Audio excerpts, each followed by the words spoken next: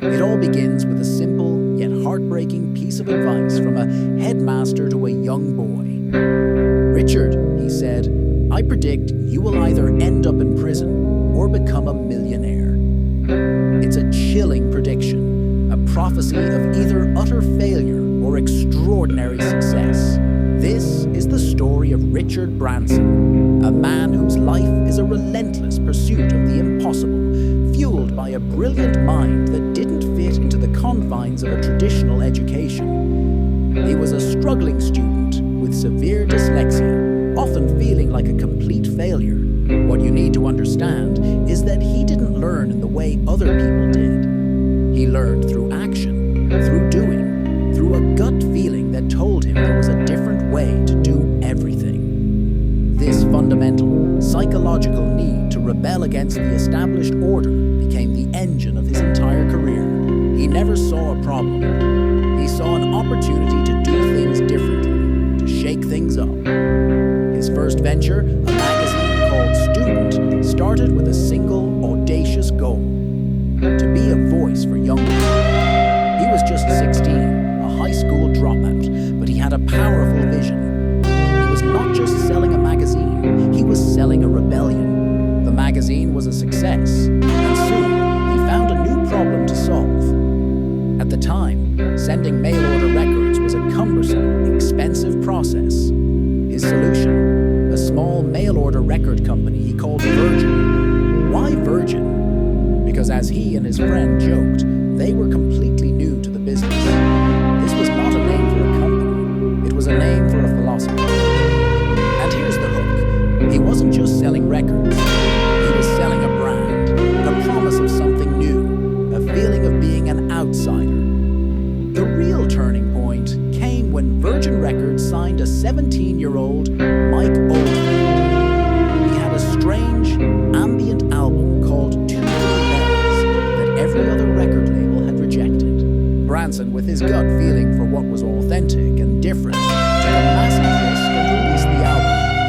It became a global smash hit, and the profits from that single album funded the launch of an entire empire. This gave him the capital to buy his own record stores and, more importantly, to expand his brand into a seemingly unrelated industry. You might wonder, what does a music mogul have to do with an airline? The answer is everything. In 1984, he looked at the airline industry and saw a group of stodgy, uninspired companies. Airlines were seen as a commodity, a necessary evil to get from point A to B. But Branson, with his rebellious spirit and a deep understanding of human psychology, saw an opportunity to create an experience. He launched Virgin Atlantic, not to compete on price, but to compete on coolness, on service, on a vibe. He famously took on the titan of the industry, British Airways, and in a brilliant display of guerrilla marketing, he used his own larger-than-life personality to promote his brand. He dressed in a pilot's uniform, rode a tank through Times Square, and even famously attempted to cross oceans in a hot air balloon, nearly dying in the process. His failures, his near-death experiences, and his wild stunts were not just PR. They were part of his brand, a testament to his give-it-a-go philosophy. They made him relatable, even lovable. But his life is not without its failures, and here's where the true lesson lies. Branson has famously said he has a list of over 100 failed Virgin ventures. Virgin Cola, Virgin Brides, Virgin Cars. Many of his ideas were spectacular failures. But for Branson, failure was not the end. It was the cost of innovation. He was never afraid to lose money on a bold idea, because he knew that the next big win would more than make up for it. He was a master of this trial-and-error business model, but on a global scale. His philosophy was a psychological triumph over fear.